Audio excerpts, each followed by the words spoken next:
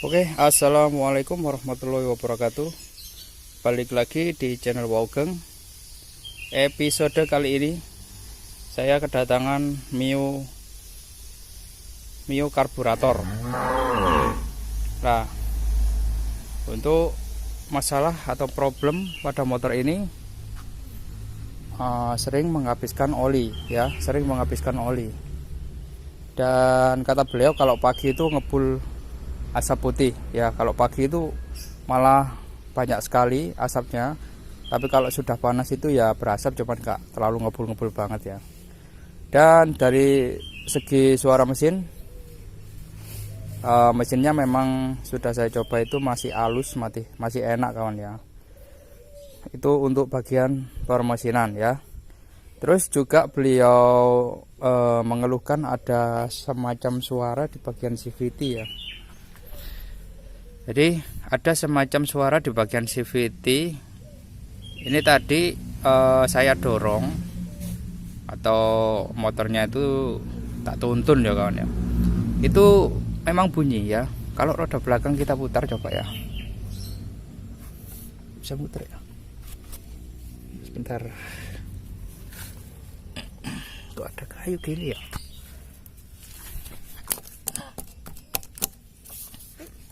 Ternyata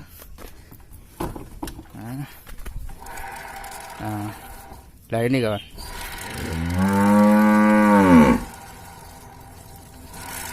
ada suara ngongsrong, ya. Kalau cerik itu ada di bagian sini, ya, karena roda bagian belakang ini ukurannya 90/90, ya.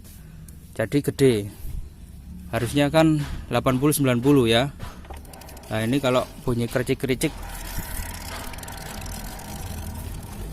sumber suaranya itu kericik-kericiknya itu dari si ini, ya, spetbor yang karet bagian bawah filter udara. Sedangkan kalau bunyi untuk serong-serongnya ini, ya, ini ada di bagian, kemungkinan di bagian kelaker, ya, di bagian kelaker. Nanti kita lihat bareng-bareng aja kalau sudah dibongkar. Dan untuk mesinnya coba saya hidupkan.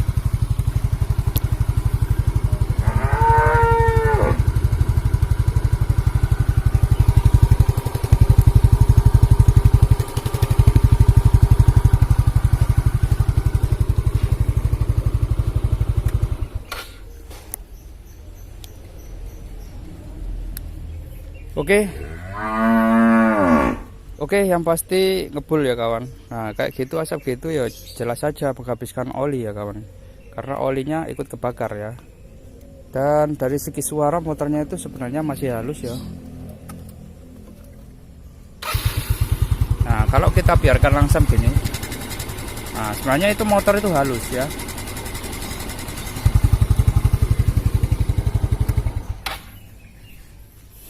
Jadi sebenarnya motornya itu halus, cuman ngebul, ya. Dan sebelum waktunya ganti oli itu pernah beliau melihat untuk bagian takaran itu dilihat kok nggak ada gitu loh. Kan biasanya kalau kita melihat takaran oli itu ada ditutup gini, ya. Nah, itu setelah dicek kok nggak ada gitu loh. Habis itu ditap cuman 1/4 ya. Kalau 1/4 sudah nggak bisa naik menurut saya ya. Nah di sini sebelum saya bongkar semua, ini kita coba cek bagian pompa oli kawan ya, bagian pompa oli. Jadi sebelum ada pembongkaran lebih lanjut, kita cek pompa oli. Itu nanti pompa oli itu bagus apa enggak ya. Karena dari segi semua komponen, seandainya walaupun kita ganti baru, tapi kalau oli enggak lancar atau enggak bagus yo wis percuma gitu loh kawan ya. Oke, kita cek dahulu. Oke, sebenarnya ada dua tempat atau dua baut yang bisa kita lihat bagian pompa oli atau kelancaran pompa oli itu naik atau enggak. Nah di sini ada baut 12. Nah ini juga bisa untuk melihat ya, tapi saya lebih sering itu melihat di bagian tutup klep ya, karena ini menyangkut di bagian noken as juga gitu loh. Jadi seandainya memang noken as sudah terlumasi dan sudah keluar muncrat ya, itu dipastikan aman.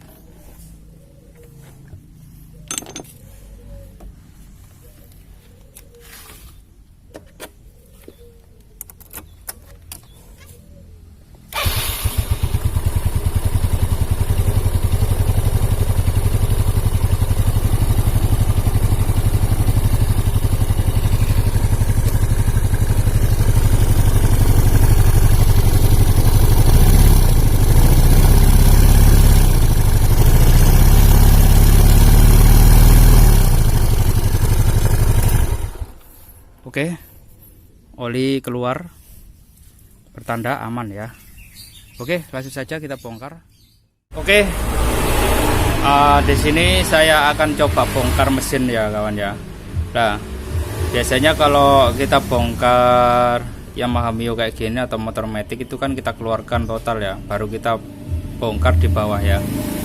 Nah, di sini saya coba karena saya nggak ada temannya yang menurunkan juga ya, otomatis agak ribet ya.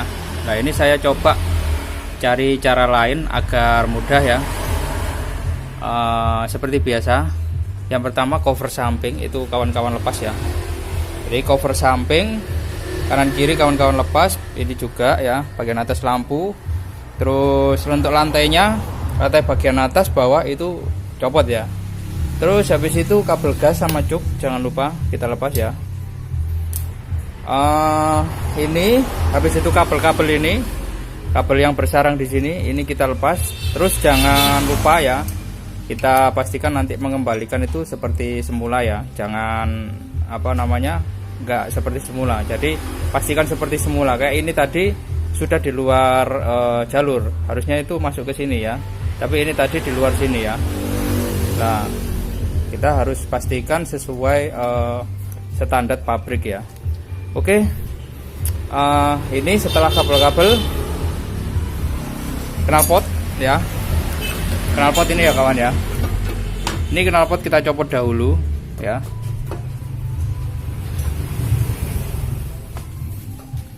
Ini di samping kiri tadi kabel gas itu sudah saya lepas ya, saya arahkan ke sana. Dan ini ya, ini selang bensin yang masuk ke karburator ya. Habis itu selang hisap ya, selang hisap. Ini kita lepas dua-duanya ya. Nah kita taruh di sini dulu. Yang pasti untuk pembongkaran Yamaha Mio itu terhalang oleh si skok belakang ya. Skok belakang itu harus copot ya. Karena apa? Kita nggak bisa gitu loh. Walaupun kita keluarkan semua harus nyopot skok belakang lah. Untuk nyopot skok belakang ya, baut 12 ini kita harus membongkar bagian atas CVT ya, seperti itu ya. Itu kita bongkar total, habis itu skok ya. Dan ini tadi si postep belakang saya copot ya, saya copot kanan kiri, saya copot biar nggak terhalang pandangan kita ya untuk melakukan pembongkaran tanpa harus turun mesin. Ini akan coba saya bongkar tanpa menurunkan mesin ya kawan ya, biar lebih efisien juga nanti pada waktu biar gak memakan tempat juga gitu loh kawan ya. Jadi nanti langsung seandainya ini pembongkaran kita pending ya, itu kita bisa memasukkan sekalian sama rangkanya, jadi nggak angkat-angkat sama ya. Saman bisa melakukan sendiri ya, tanpa harus ada bantuan. Oke. Dan yang pasti jangan lupa ini sediakan balok ya. 2 buah balok ya. Terserah kawan-kawan mau pakai batu bata atau apa, yang penting balok sing sama ukurannya ya, kanan kiri biar nggak miring.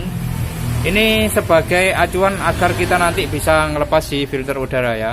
Jadi nanti filter udara saya lepas plung, karburator sama bagian ini. Nah, yang paling tersulit saya terhalang di bagian sini memang ya kawan ya. Ini cangkang, ada cangkang kanan kiri, tapi ini nanti coba saya lepas sebisanya saja ya. Nah, makanya kenapa kok kita harus menurunkan semua total ya.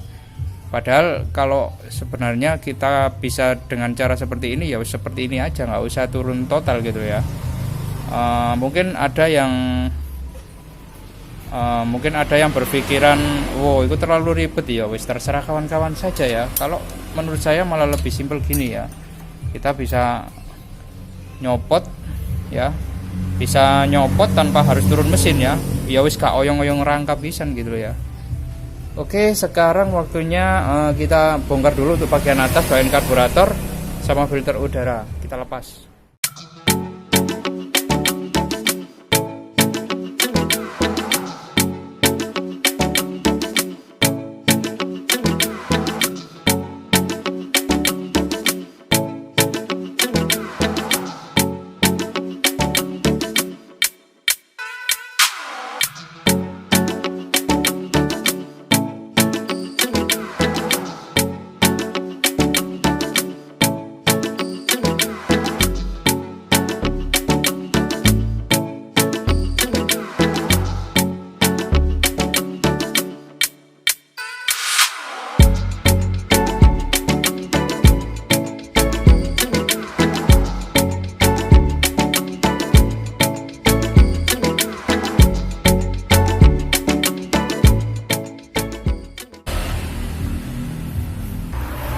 Oke, nah ini sudah terlepas ya kawan lah, ya kan? Lebih enak toh, lebih efektif toh, ya.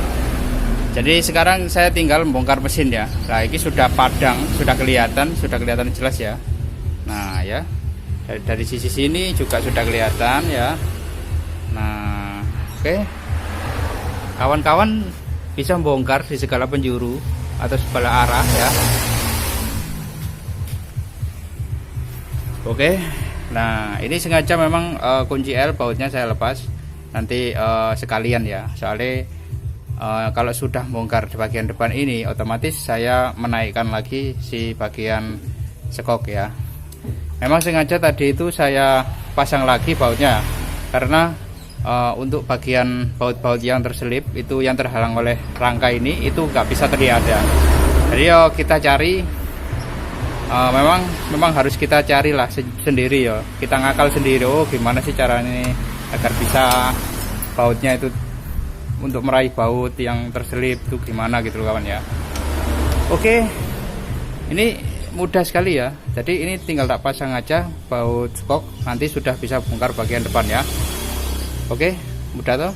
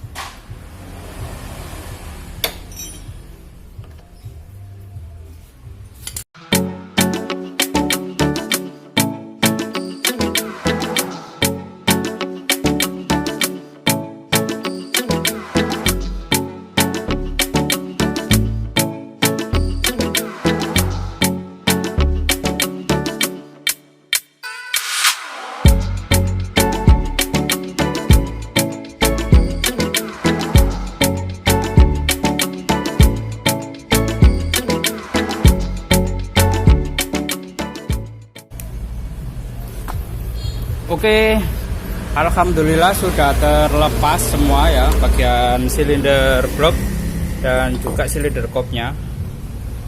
Ini paknya ini sudah rusak ini. Nih kalau di sini tuh kelihatan nggak ya? Memang ada garis ya, ada garis-garis di bagian silinder blok lah. Di situ ada luka parah ya. Nah itu ya, cara wong itu memar ya kawan ya. Nah itu, cuman dia kosong dikit tok gitu. Nah ini ya, yang ada sinarnya itu lah, putih nih. Nah sini kalau kena cahaya, saya tak matikan dulu untuk cahayanya. Oke, kawan-kawan bisa lihat ya, emang ada yang parah ini. Ini di bagian atas ya, ini di bagian atas ini. Tuh lihat bagian atas. Yang bawah juga parah lumayan ya. Nah itu lihat ya. Nah kelihatan nggak ya? Yang ada cahaya putih sampingnya. Nah,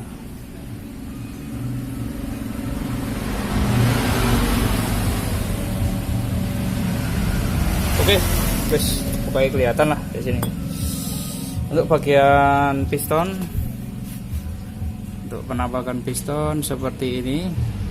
Ya, memang di sisi-sisinya itu dindingnya ini sudah terdapat kehangusan ya. Apa ya bahasa nih?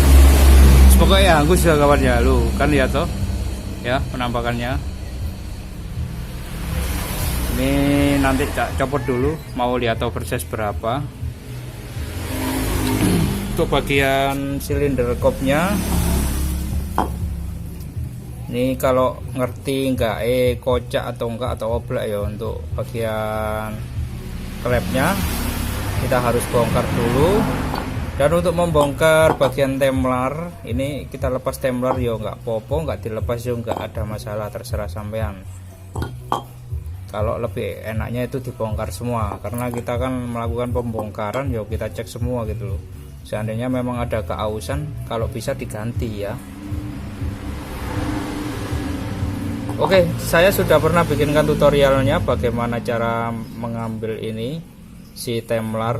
Ini sama dengan Yamaha Jupiter, sama wis pokoknya cara ngambilnya juga sama ya. Jadi kawan-kawan coba cek video saya ya, itu ada kok.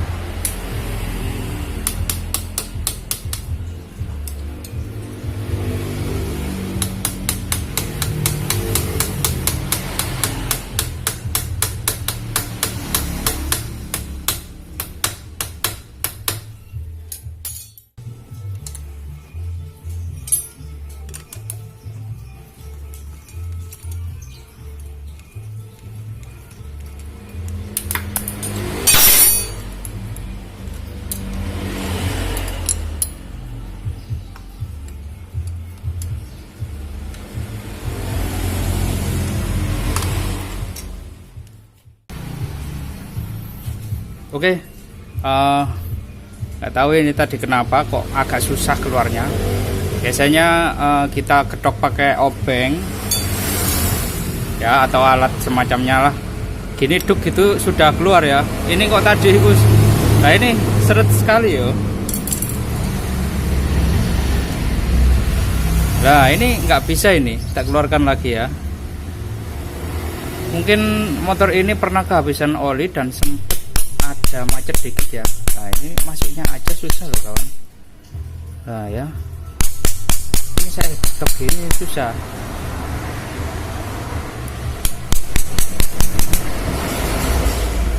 Nah ini susah ini. Kalau indikasi kayak gini itu kayak saya lihat itu kok di sini terjadi kebocoran pembakaran ya, terjadi kebocoran pembakaran dan juga mungkin kompresi juga ya ini ya yang pasti ya.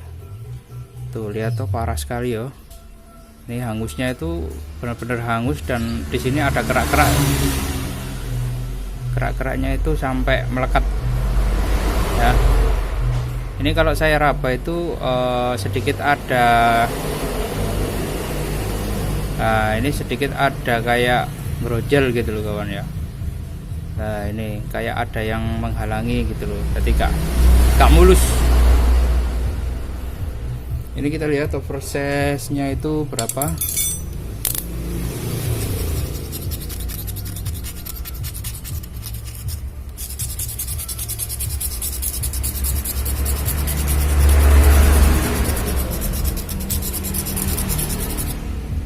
Oke, kalau dilihat ini kelihatannya masih standar.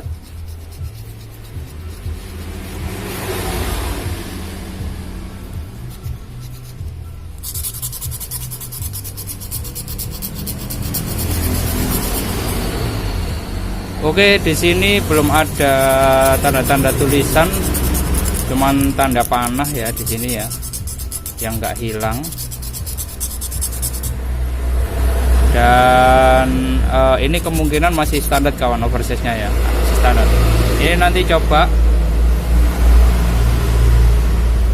Jadi ini kemungkinan masih standar.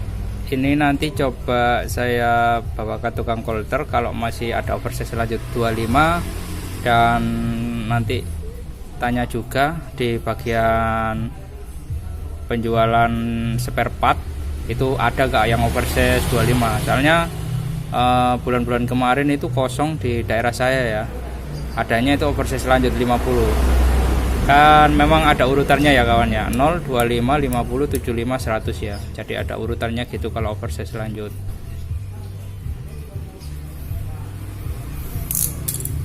Untuk bagian stang,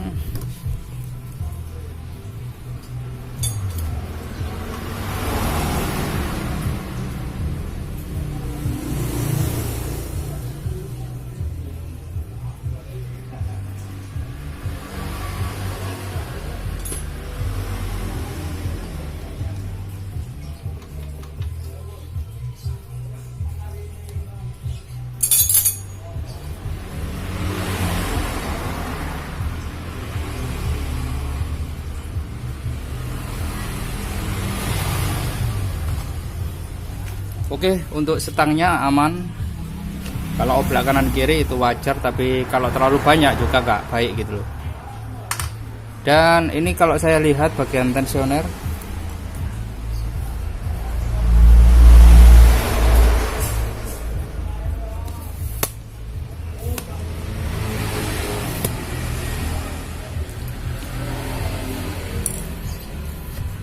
oke, untuk bagian tensionernya ini nanti saya ganti aja, ini terlalu tipis sekali. Nah ini sudah ada bongkahan ya, ada beberapa bagian yang mengalami patah ya, karena kalau sudah lama gini yo memang sudah parah gitu loh kawan. Nah ini sudah terjadi retak ya. Nah ini sudah mau patah ini. Untuk bagian yang bawah,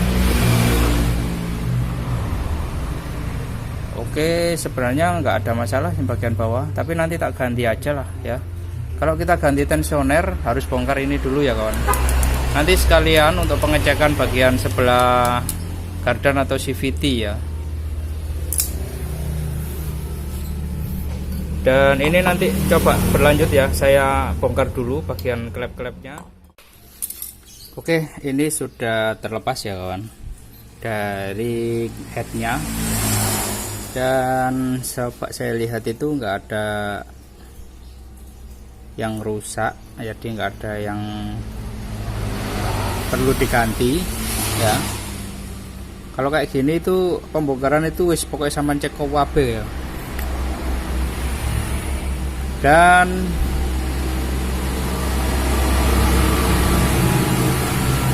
Dan saran saya kawan-kawan, kalau seandainya bongkar yo, ini versi saya yo, terserah kawan-kawan sebenarnya.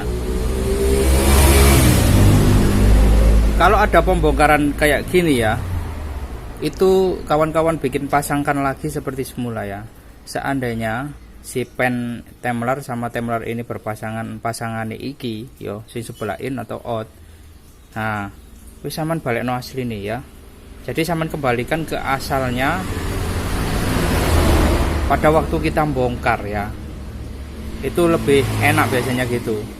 Ntar takutnya itu kalau kita nggak bikin pasangan ya, apalagi ini sudah ditempati kayak gini. Seandainya ini ada keausan di samping kanan itu yo kawan yo. Lah ini di samping kiri ya.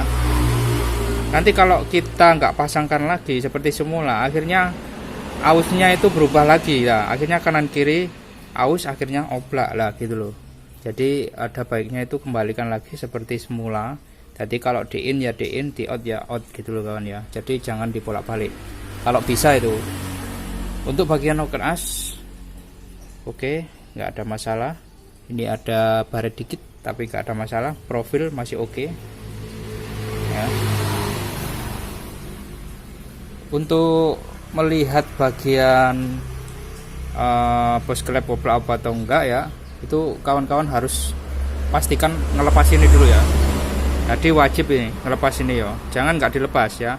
Kalau nggak dilepas ini cara kerja dari seal klep itu kan nyengkerem ya intinya ya. Dia itu mengapit si batang klep ya, supaya oli nggak masuk ke bagian pembakaran ya.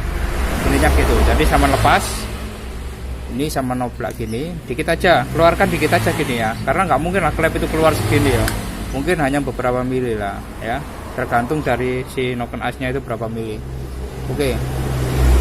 Nah ini kawan-kawan oblak kanan kiri apa ya ke atas ke bawah gini ya kawan ya, maju mundur ya bola.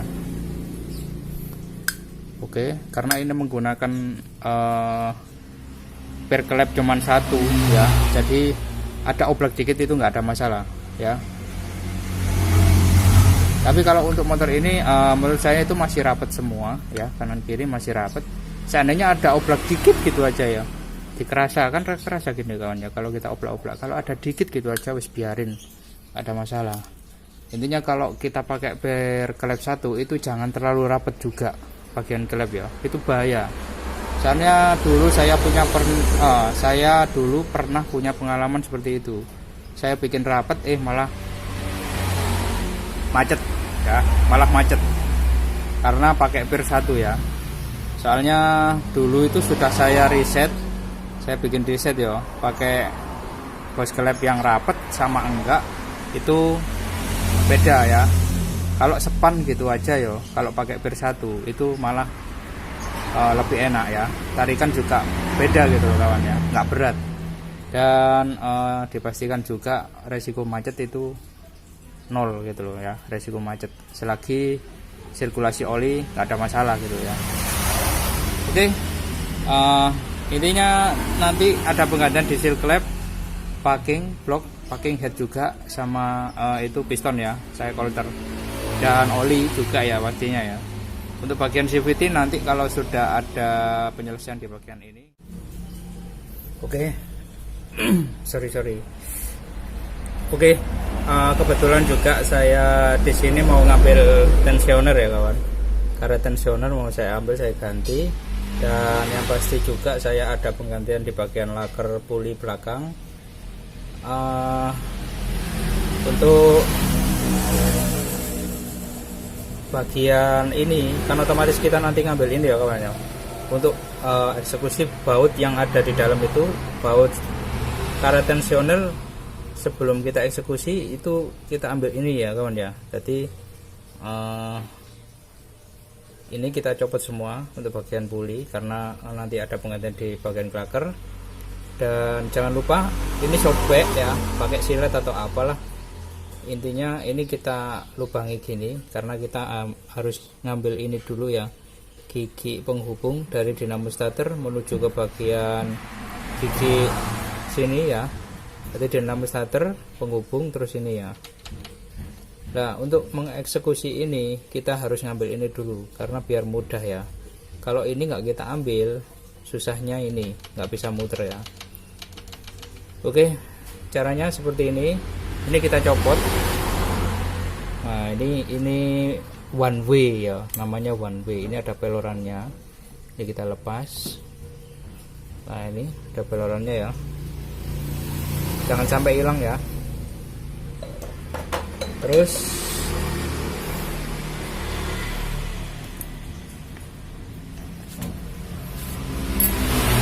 ini kita lepas.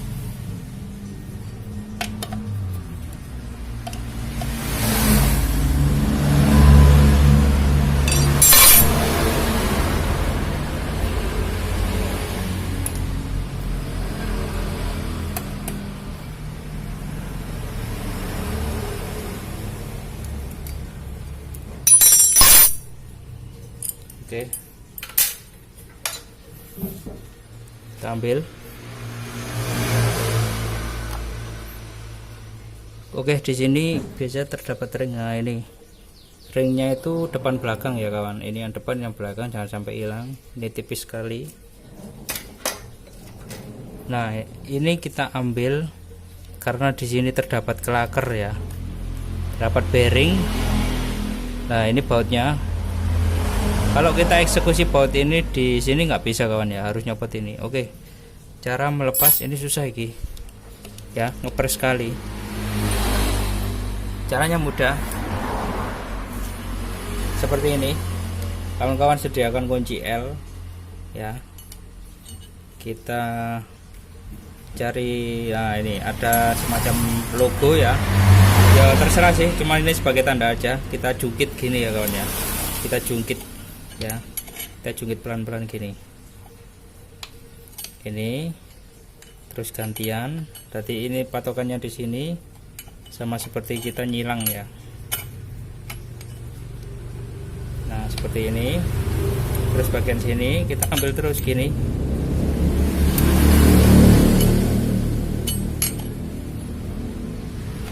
Pokoknya terus ya intinya ya, sampai copot. Kita jungkit terus. Oke, ini cara barber ya kawan. Mungkin ada tracker mungkin ya yang bisa untuk ngambil, tapi ini cara barber saya.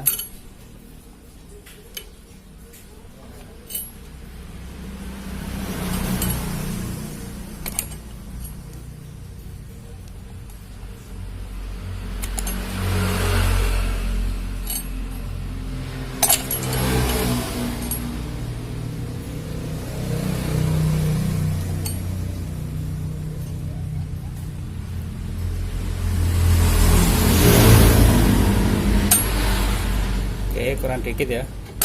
Nah ini sudah pas ya. Nah ini klakernya nggak usah dilepas. Sebenarnya ada oblak dikit ya, tapi nggak masalah lah. Wah ini bautnya ya kawan.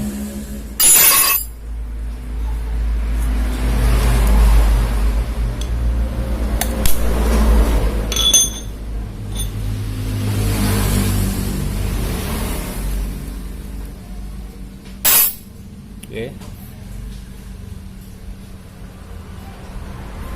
Oke. Sudah terlepas.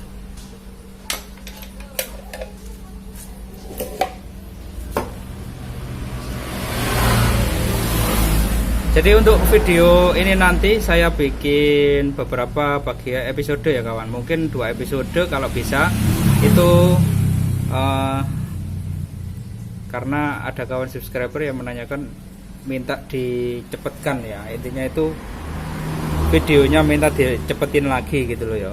Tapi kalau untuk jenis pekerjaan seperti ini ya saya nggak bisa janji isok Mas Tekno saya cepetin beberapa menit gitu, mungkin agak lama dikit ya kawan ya. Karena apa, kalau untuk jenis kayak gini ya pekerjaan, kalau saya bikin semua ya, saya videokan mulai dari awal pembongkaran sampai detailnya, mungkin lama sekali ya. Mungkin kalau kita bikinkan video mungkin beberapa giga saja sudah nggak ngatasi gitu loh kawan ya. Jadi saya bikinkan video untuk beberapa episode, cuman saya ambil pokok permasalahan aja yang mungkin susah ya. Kalau yang mudah-mudah nggak saya videokan gitu loh kawan ya.